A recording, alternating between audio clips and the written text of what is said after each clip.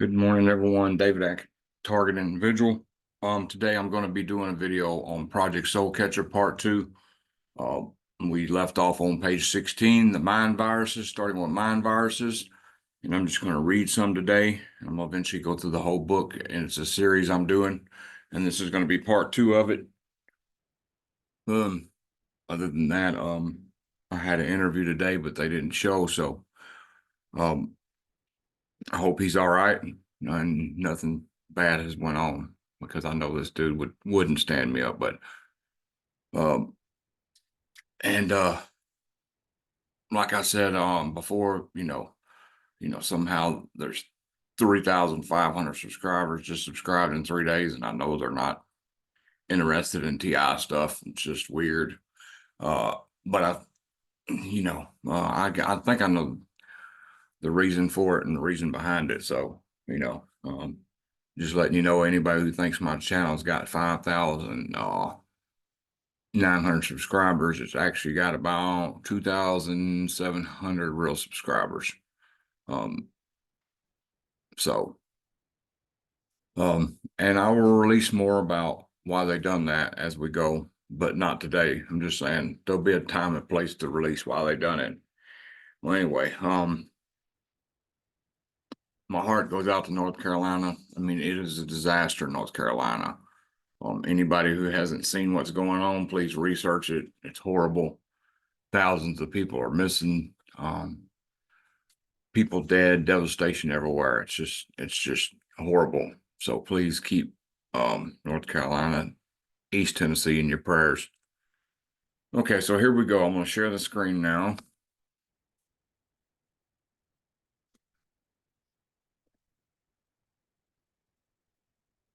Share the screen. I'm going to go Project Soulcatcher, mind viruses.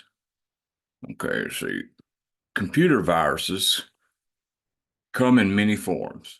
One of the more difficult viruses to stop has a quality called polymorphism. It emulates how the common cold and flu virus is able to come back every year. It mutates and changes itself enough each time it copies itself so that the human immune system doesn't recognize the virus and is equivalently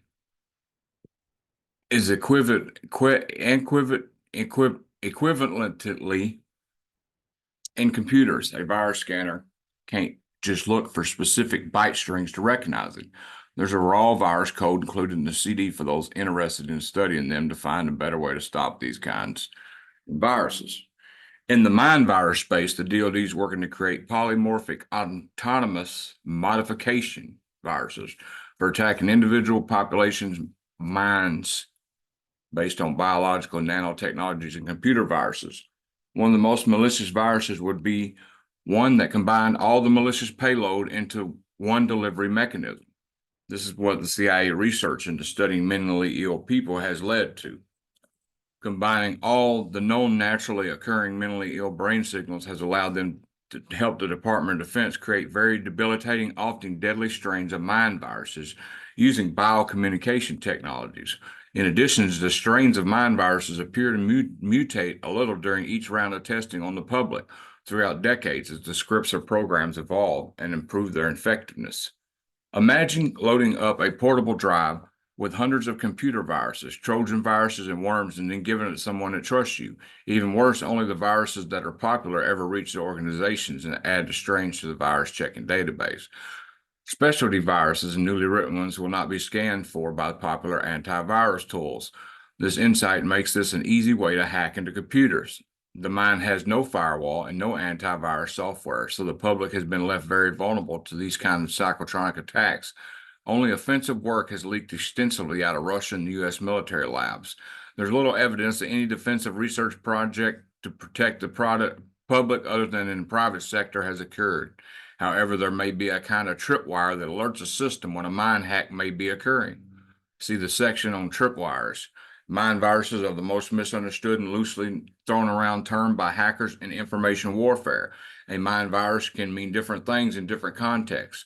The idea behind a true mind virus is a scalable biocommunication weapon system that can hack any population's minds or wreak havoc or incapacitate them. All other forms of spreading malicious information that originate from a non-hacked mind should be technically called mimetic viruses.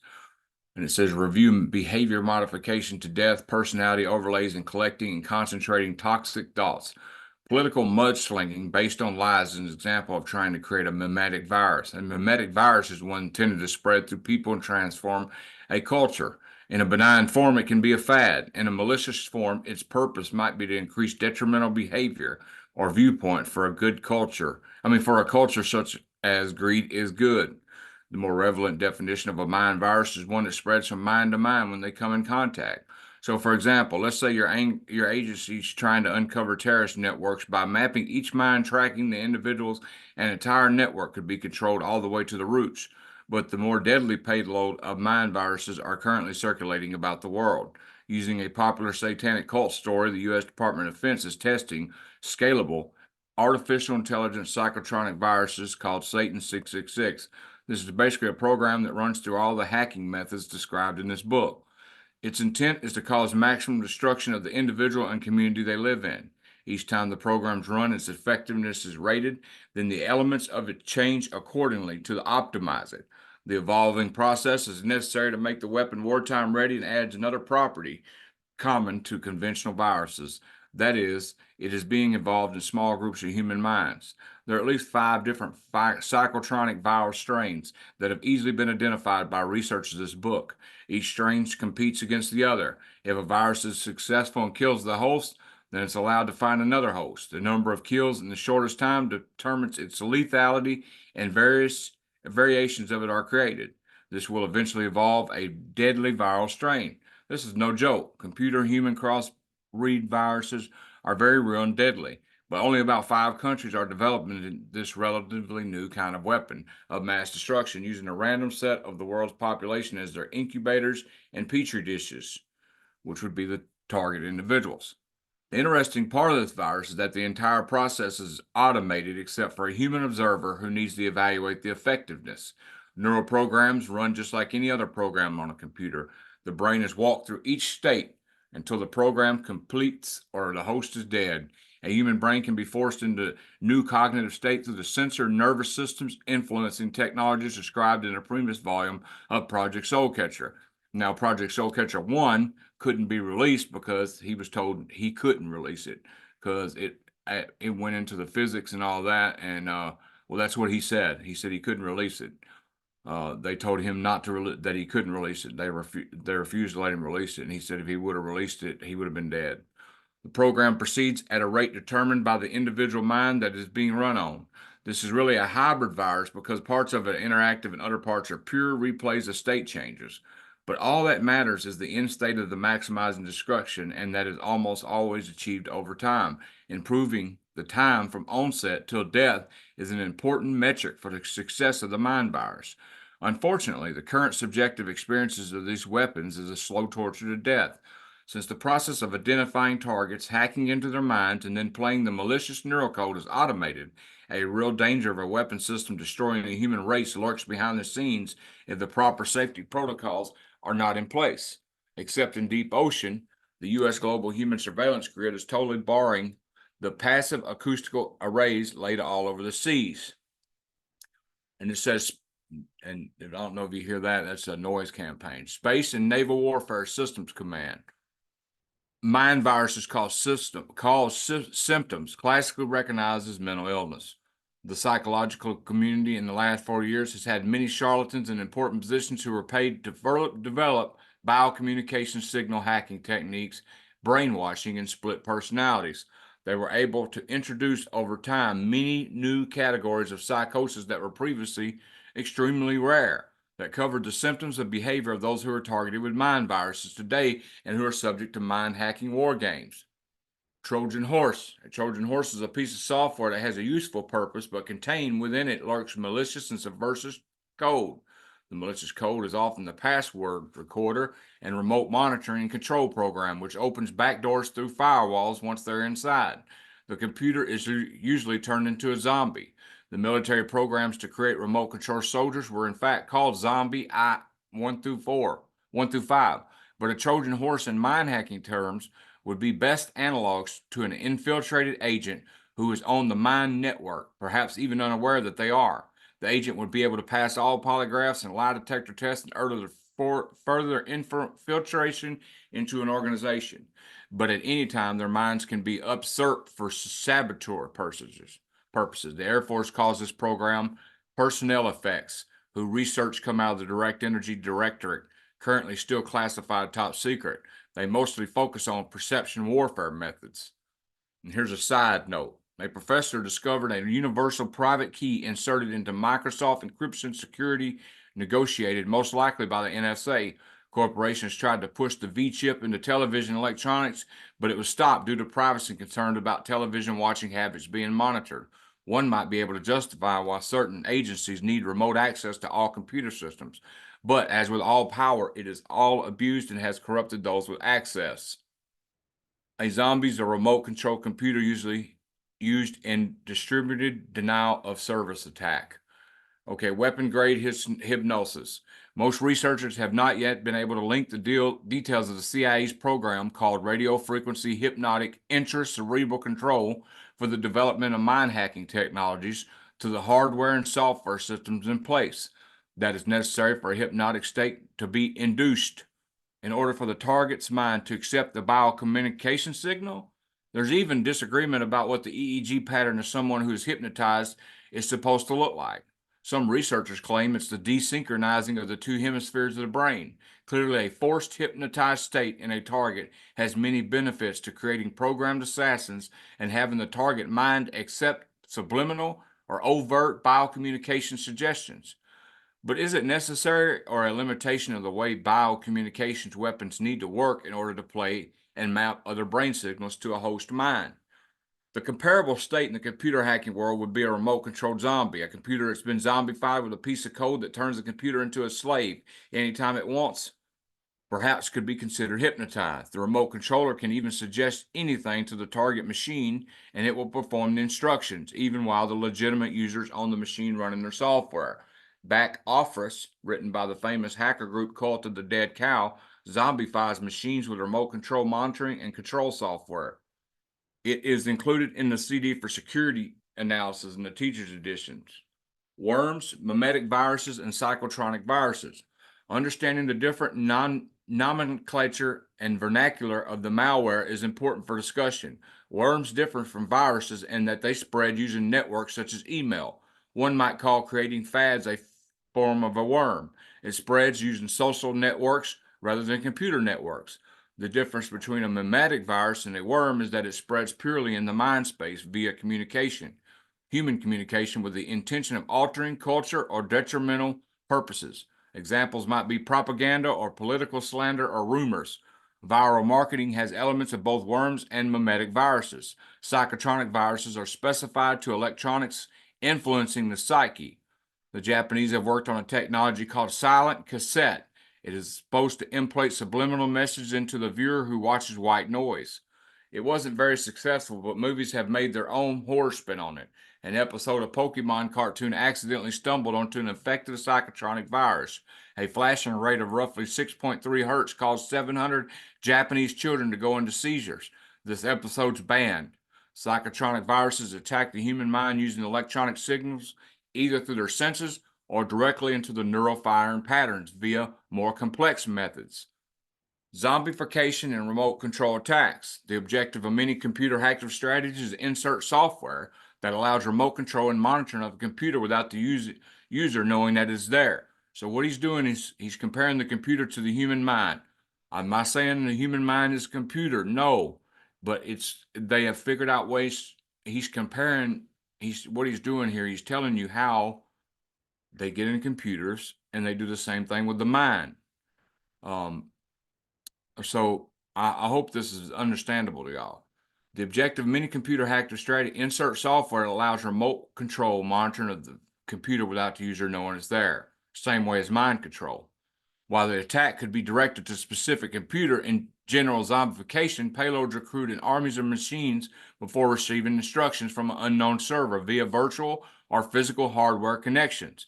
And I want to go back on that. Some people do know it's there, and some people, when they change the frequencies, the tinnitus starts ramping up. So, I can tell when they're changing frequencies and hitting me with different frequencies by the way my tinnitus acts. The U.S. Army calls their project Zombie 1 through 5 when zombifying human beings. Their research involved in creating remote control soldiers who would blindly follow instructions like zombies without questioning the morality and ethics of what they do. They could receive their instructions through an earpiece or brain chip implant. Modern technology directly sends instructions to the brain via neural encoded instructions, often called bioamplification without brain chips. In popular literature, this technology is called mind control via psychotronics. These programs by DoD CIA have created sleeper agents, assassins, and an army of disposable assets all over the world.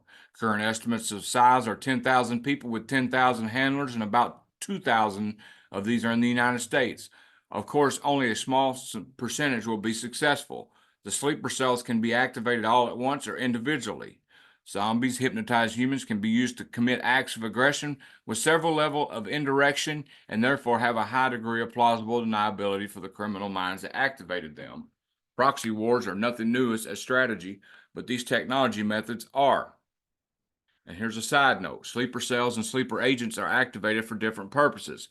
Let's say hypothetically John Lennon sounds like communist propaganda. We will send out a psycho sleeper to kill him. Hypothetically speaking, if Ronald Reagan is becoming senile, he's a security risk for national secrets. We will activate a sleeper. If a defense contractor becomes alcoholic or sex addict, he or she may become a security risk. We would silently assassinate them with seemingly natural causes. If the Kennedys don't fit in line with our agency's objectives, you get the point. CIA program braggart. So that's somebody who worked for the CIA that said that and bragging. Suicide, car crashes, poison, heart attacks, cancer induction, or menticidal drugs and viruses have traditionally been the methods to eradicate undesirables, but programmed assassins are used for high-profile targets. Scalable enslavement and zombification strategies. Computer viruses and worms scale quickly. By having every infected machine try to infect every other computer it has access to via networks or email lists. The most successful virus in history was 23 kilobytes long and infected 80% of the world's computers in less than 3 hours. Mind viruses are designed to only infect about 1% of the population, but this is by design. The goal is not to kill the whole human race, just to enslave it at a pace that will not be noticed by those who have yet to learn about the methods. Remote lobotomies, menticide, mind hobbling are useful tactics in putting down humans that begin to become too aware of this strategy. The Nazis used a similar tactic of gradually shipping off Jews to camps family by family. Enslavement works by increasing the technological gap between military and civilians. For example, let's assume the Echelon monitoring system for the mind doesn't work very well yet, and that no key thoughts trigger a warning system. Simply by analyzing brain patterns, though, it's obvious who uses their brain more than 10%. These are the people that could threaten the spread of the mind-limiting viruses. So, like how HIV works, attacking the possible immunity of the species or cultural group first of its great importance. This strategy was credited to the Russians. This is similar to the way thieves cut the wires of the phone and power and use cellular jammers to make sure an alarm system can't get signal out. More sophisticated alarm systems use radio technology, which can be jammed on the radio codes intercepted digitally and duplicated. Many car locks, garage doors, openers, TV remotes are intercepted by the signal and communication warfare unit to do these things. A human being's life can be completely manipulated using the fully integrated system. Winning the hearts and minds strategy uses a scalable enslavement strategy. This is often called the sheeple effect. Weak minds tend to herd rather than use critical reason to go against the grain. One will learn later in the book that brains can be programmed while they are sleeping. This is another strategy to win the minds of people during their weakest state, which is one of the main reasons they put people to sleep. There are many types of computer science techniques to gather data on the internet or intranets. Oh yeah, and at the same way, mind control works more effectively when the person's asleep. It also works really effective when they have been sleep deprived. There are many types of computer science techniques to gather data on the internet or intranets. Search engines use a technique called spidering to search the internet. The software follows every link from every page, categorizing the key important words by various algorithms. They traverse the tree of published knowledge continuously as updates occur. With the human network, social groups and connections are spidered to determine related links and relationships. Who your friends are turns out to be very important on how you're judged by these systems. These social networks, whether on computer, phone, or physical proximity, are analyzed and classified for purposes of routing out possible spies, drug rings, terrorist groups, malicious dissidents, and nonconformists, peace protesters, whistleblowers, subversives. The FBI and CIA have kept files on almost every person in the U.S. for decades. This process has become much more automated. We hope that abuse won't happen with these secret systems, but there's no transparent, overt method to stop it. Data mining these and more metrics identifies targets for closer scrutiny. Bots. Bot is a short form for robot. The difference is that bots are purely software automation tools, don't control physical manipulators. It's simply a term for software code that automates and complex tasks. In the human equivalent, many humans serve functions that can be thought of as robots. This elicits an interesting question. Many futurists pictured a world where machines did everything for us humans and we lived the perfect life of luxury. However, as it turns out, computers have become smarter than we are. Humans are good at mechanical tasks. Technology evolves faster than human intelligence and genetics. Computers will be the brains in humans and the mechanical animals controlled by them and integrated with them. Sounds futuristic, but this is an inevitable conclusion that will happen much faster than a commenter will believe or realize as it happens. Appendages or subsystems don't consciously know they're being controlled by higher order intelligence. Intelligent agents. Intelligence agents are basically bots which perform a function on behalf of human. For example, a program can scour the internet for the best price of a concert ticket and purchase it for the user. And we'll go down to, it says, a whistleblower, someone who worked for the government and comes forward to expose crimes by people, organizations of the protected government organizations. They usually get killed, discredited, and set up pretty quickly to silence them, even though there are laws to protect them. Okay, back on here. For example, a program can scour the internet for the best price of a concert ticket and purchase it for the user. These programs are called intelligence because they have some logic built into them and perform somewhat complex functions on behalf of a human. Mankind is obsolete. In the mind hacking world, intelligence agents are people who carry information and perform secret tasks without them, even knowing the greater context of what they're doing it. They can be couriers of the information or mind control drones performing thoughtless tasks. The word agent means to do on behalf of another.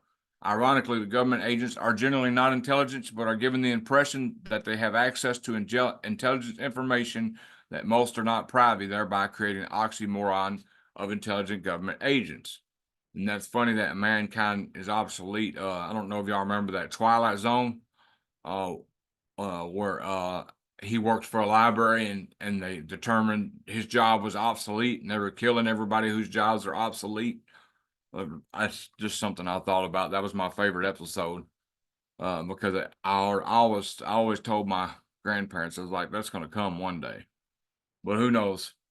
Brute force hacking, master slave roles. Brute force hacking involves a set of hacking tools, one of which is an old technique called war dialing and brute force password hacking.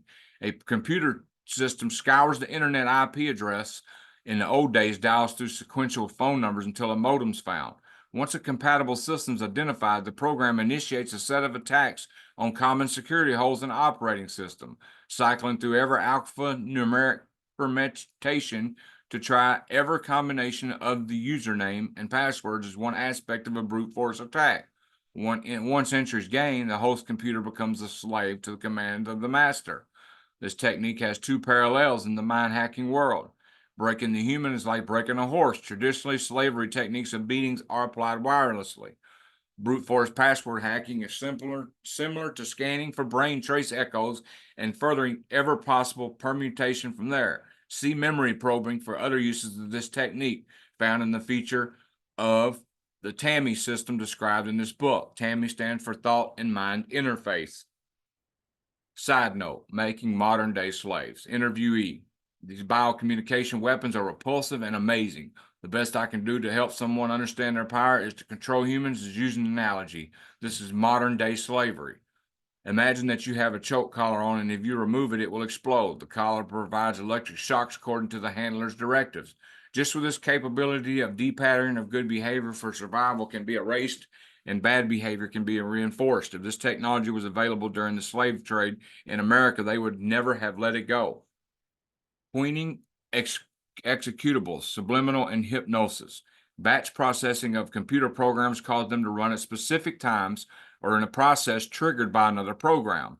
With program assassins and the like, triggers are created to execute emotions and program in humans with specific trigger stimuli, such as words or sounds. Complex hypnotic sleepwalking tasks can be induced in the subject without having any memory of the event, according to declassified CIA documents. Viewing human beings and their minds as a set of programs and algorithms creates a framework that's reproducible in the majority of species. An interesting note about the secret army of programmed assassins is how they are trained. Like an athlete, images of how they're going to do their missions repeated over and over in the mind's eye. In addition, the information on explosives, maps, techniques to assassinate the targets are also injected into the Manchurian candidates. These programmings can take years before the fruit of the programmer's labor can be realized.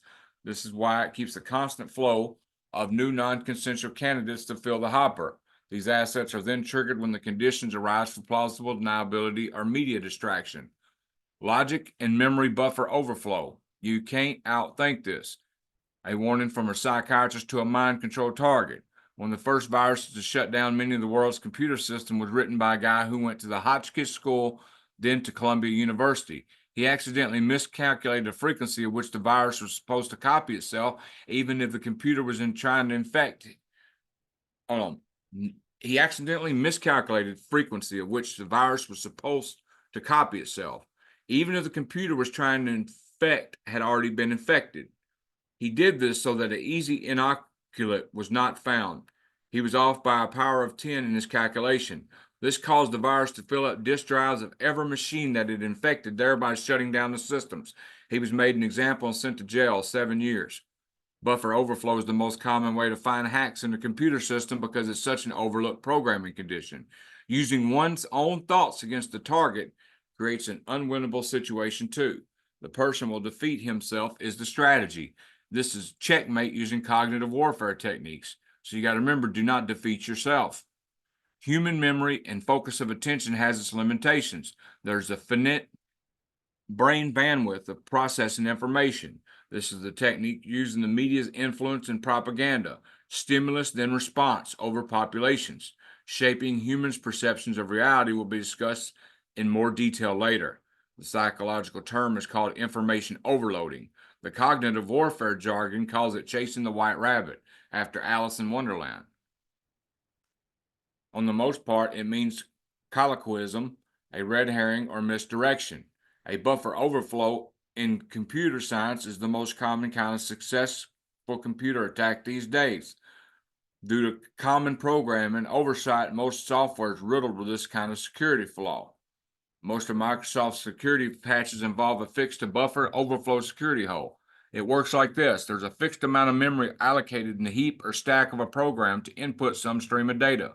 The assumption is that the primitive procedures will ensure that data stream size is greater than the buffer will be handled appropriately. This can be complex, often due to multiple threads and consumer-producer bandwidth mismatches. The input stream writes past the end of the buffer's memory into executable program code. If the overwritten buffer data is actually executable code itself, then when the program runs that code at some point, the hacker gains complete control of the program execution. A bootstrapping method is then followed that loads more hacking tools to continue the process of gaining complete control of the host of computer systems.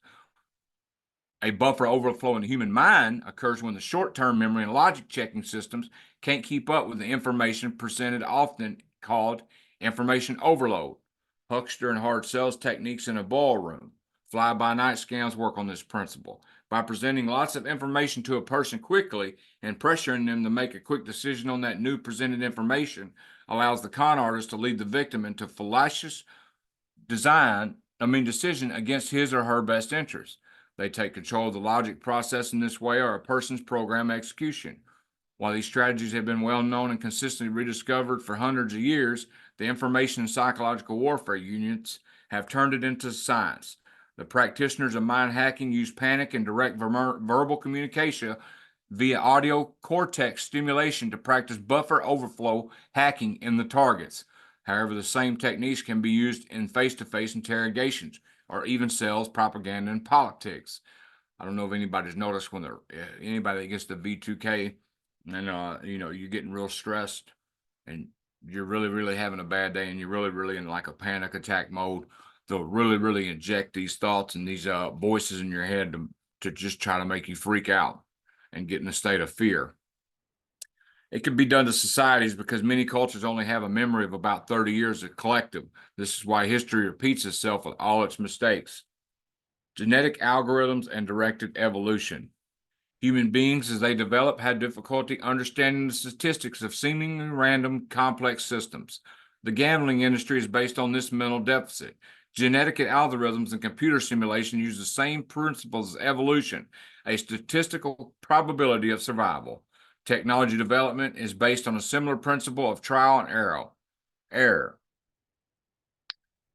Mind viruses and brain signature algorithms can be used to mold, develop, and train a mind to basically anything. Human brains, composed of their computing circuitry called neurons, can be thought of as a colony or tribe of cells in their coordination.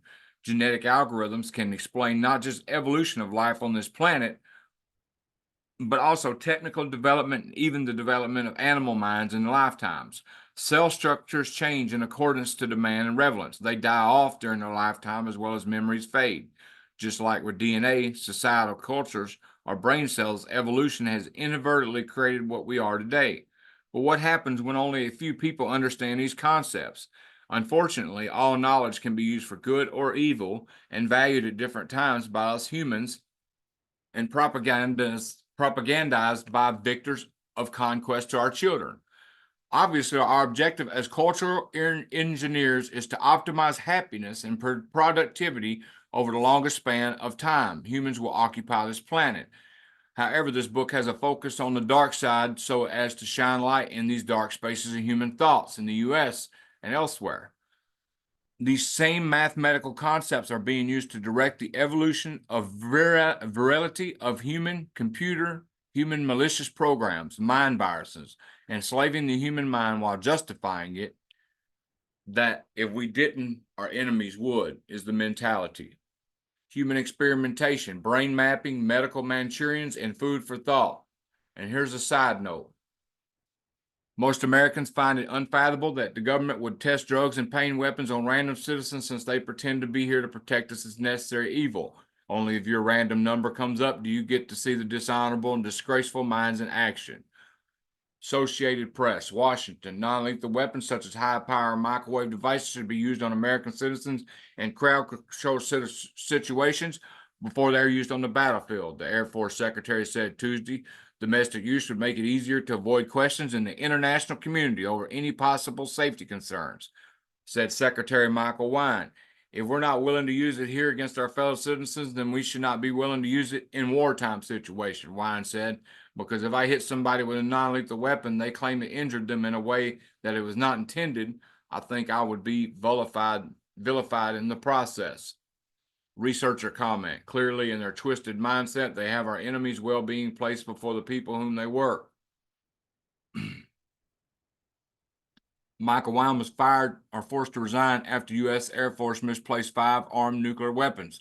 Don't worry, they found most of them.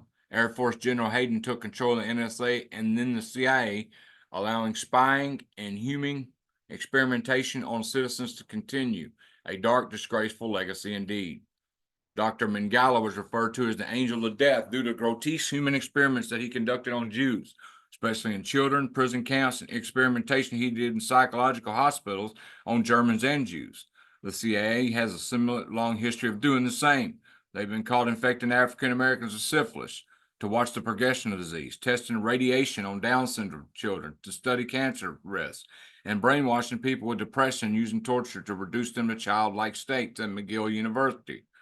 Now the CIA and DoD are testing maximum pain and torture death weapons on random people all around the globe. But this is only the tip of the iceberg in their term of human experimentation to develop more weapons and shape the weak-minded human beliefs. Cognitive warfare, propaganda, and herding beliefs of the citizens is a major thrust in this research. Additionally, increasing intelligence is the goal.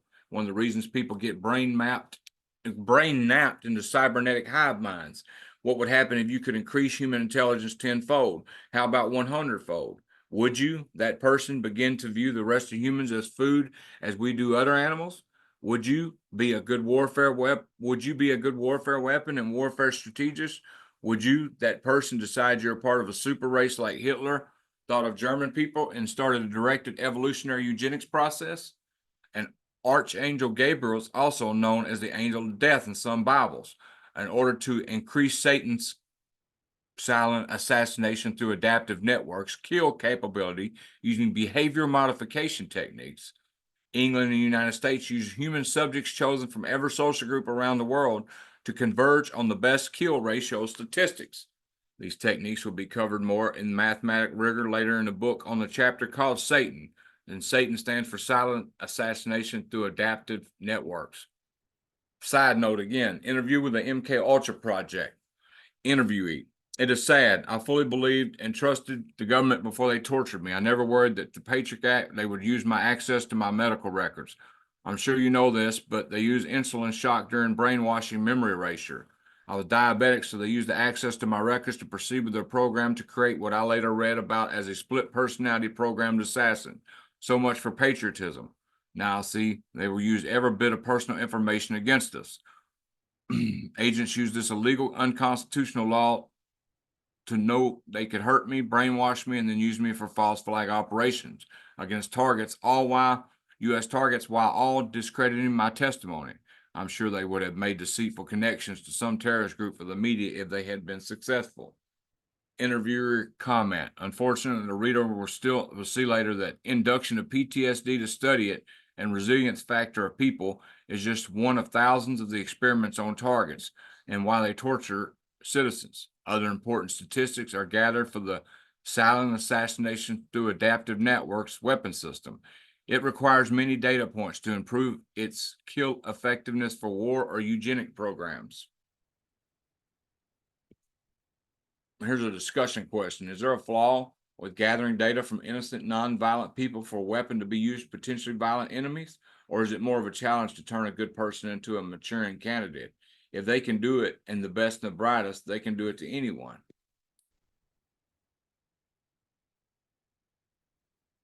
All right, spoofing.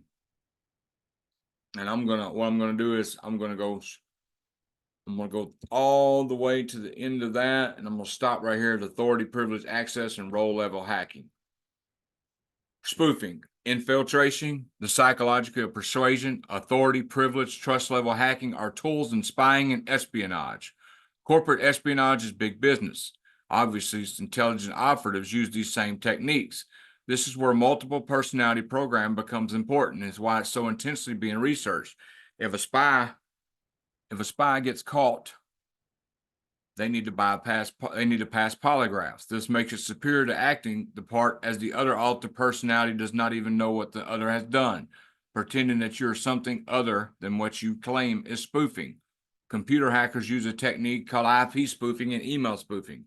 It's an attempt to falsify the identity and source of information.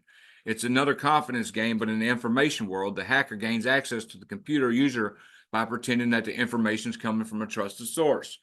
IP spoofing allows a hacker to access a computer network, and email spoofing makes the reader believe that it's coming from a trusted person they know. In mind hacking, several techniques are used. Even during World War II, encrypted messages were spoofed to the enemy and phone calls placed within imitation voices and scribed letters forged. In the Gulf War, the U.S. used voices transformation software to mimic Iraqi generals' voices during spoofed mobile phone calls to the commanding subordinates in order to give them false orders. In a direct mind attack, spoofing is done with synthetic telepathy, a biocommunications technology. Sound and voices can be forced into a target's perception. By using a similar technology to voice sampling transformation, a target can hear speech and voices that they are familiar with. This is a strange technique because, of course, the person will be nowhere in sight, so the target is left feeling and looking insane, like I was when I walked out of the motel in 2015 in Springfield, Missouri, and I heard my wife and her friend Jennifer laughing, saying, "Look, he can't even get in a hotel. He don't know what to do." I commenced to look everywhere. Cars, jumped the swimming pool area. I couldn't find anything, so I thought I was going crazy. That was my first experience with V2K. However, due to religious beliefs, the voice of God, which the description of technique implies, is believable by those who have never experienced biocommunication technology before. Other successful spoofs include aliens because, again, the technology appears too advanced to be from Earth and is the uneducated and immediate conclusion drawn by many. There's about a 60-year gap between civilian and military technology in this particular weapon. By spoofing who the attacker is, the retaliation of the target can be redirected to another enemy of the attacker, thereby creating levels of indirection that has plausible deniability by the country of origin. This technique was written about in several Bibles and is called false flag in the Pentagon literature or proxy wars. Agent provocateurs traditional have been used, but this further level indirection is now preferred. Other uses of spoofing involve traditional behavior modification techniques such as skinnering, depattering, psychic driving, neuro-linguistic programming. Even if the target knows that the voice can't be coming from the person who it sounds like, at a subconscious level, the associations are still made without his or her consent. Social engineering, identity theft, and doppelgangers. Spoofing could also include the class of hacking called social engineering. A famous hacker called Kevin Mitnick used social engineering to spoof his identity and get employees of companies to give away their passwords. Spy agencies use spoofing of legitimate government officials to gain access to information in places they normally would not have. Fake paid badges, and good acting abilities go far with social engineering tactics. Spoofing emails is easy and described in detail in the suite of hacking tools for education purposes only, included on the CD that came with this book. I don't have the CD. I got this book online, so I don't have none of that. If one thing, the inkling, one could make another individual run around town, move to specific locations, apply for certain jobs, all with falsifying web pages and email spoofing legitimate sources. If you had the ability to intercept phone calls and emails, you would be able to almost entirely control someone's life without too much risk of suspicion. Along these same lines, phishing is a form of spoofing too. By sending out what looks like a legitimate email from a credit card handler to hundreds of thousands of people with a link to click on in order to update information, a hacker can get most people unwilling to give away their passwords. The emails are spoofed with a fake return address and internet link sends the user to a spoofed website that looks exactly like the real one, except the address is slightly different. The person enters their username and password on this fake website. Their life savings can be cashed out often weeks before they even notice. Furthermore, their identity can be stolen and further debt racked up. A vindictive hacker can destroy relationships with spoofed emails, phone calls, letters, and like. The CIA uses this technique to isolate their human experimentation projects. Now, in the less familiar world of mind hacking, voices can be spoofed just like on a telephone. In both World War II and Desert Storm, the U.S. military used voice transformation software to mimic the enemy's military leaders' voices in phone and radio communications to misdirect them. The direct neural stimulation of the audio cortex frequency perception circuits can put voices in the head of the target or throw voices from any direction, called ventriloquism. See Voice of God weapons for other scripts used to spoof religious deities in order to manipulate a target. Later in this book, the reader will learn that the doppelgangers are using fascinating technologies to change a person's appearance and voice. Doppelgangers can be done with computer-generated images and voice transformation technologies for virtual spoofing. Facebook has had a problem with this kind of identity theft. The CIA likes to hire identical twins as spies and assassins for obvious reasons. You can imagine how they tickled pink they are with human cloning. Japanese and Nazis look to replace American government with their own members. Think about how easy this would be with cloning and plastic surgery. Did it happen within our culture? The U.S. puts in puppet governments in many countries. And I'm going to go ahead and get this last part out, and then I'm going to end it. Factors that increase our Authority, privilege, access, and role level hacking. Factors that increase perceived expertise and authority, which then increases trust. Selective demonstration of in-depth knowledge in some area uses the false assumption that the level of intelligence expertise spans across many other fields and area of human knowledge. Lowering self-confidence in the receiver through the presentation of unresolved paradoxes for him, creating insecurity and lower trust in the receiver's own knowledge base, asking them questions they can't answer, then answering it. Herding mentality, planted patsies. Most people who one hears express an opinion gives the opinion more validity without any further investigation. This is why geographic areas become homogenized with political views. Offering something to the receiver. There's a subconscious quid pro quo assumed exchange that the receiver should then increase the trust level of the source. Keeping the receiving person off guard by not being a threat. If the source is perceived as naive, it will be assumed that they are not capable of sophisticated deception tactics. Faking being mentally challenged, for example, or having childlike qualities will increase confidence level for many kinds of information. Trusted realms. If one is a member of the same higher trust realms like religion, occupation, nationality, the group's basic trust level is granted to the information source. And next week, we'll do part 3. And I'll start with noise generators, jammers, and scramblers. I really appreciate y'all taking the time to listen. If you notice, when you listen to me read, when they're talking, he starts out like I'm just trying to spoofing. He'll give the computer version spoofing, then he gives the mind hacking, how it's used in the mind. So, and then you got logic and memory buffer overflow. All right, he tells how the logic and memory buffer overflow works in a computer. Then he tells how they use it when they hack the mind. So you pay attention when I start talking about the computer, I eventually go into the explanation of how it's used in the human mind. And buffering is when you're trying to watch a video and that circle spins, and that's what you call buffering. But anyway, I hope this helps somebody. I'll be able to explain more as we get deep in this book. Sorry if I didn't explain it good. I just really was reading today. They're messing with my thought process right now, but yeah. Anyway, so I hope you guys help somebody. Please let me know if you have any suggestions on how I can better things when I'm reading this. Next week I will do part 3. God bless all TIs. God bless the people in North Carolina and Tennessee, East Tennessee right now, who have lost their homes, have seen people die in front of them. And they said there's a stench of bodies everywhere. It's just horrible. You can look it up yourself. It's really horrible what's going on there. But yeah, and you can hit my email at hollyspunk@gmail.com if you want to schedule an interview. And like I said, we will get to you. So if we don't get right back with you at first, please do not be discouraged. We'll eventually get to you. Anyway, God bless all TIs. I hope that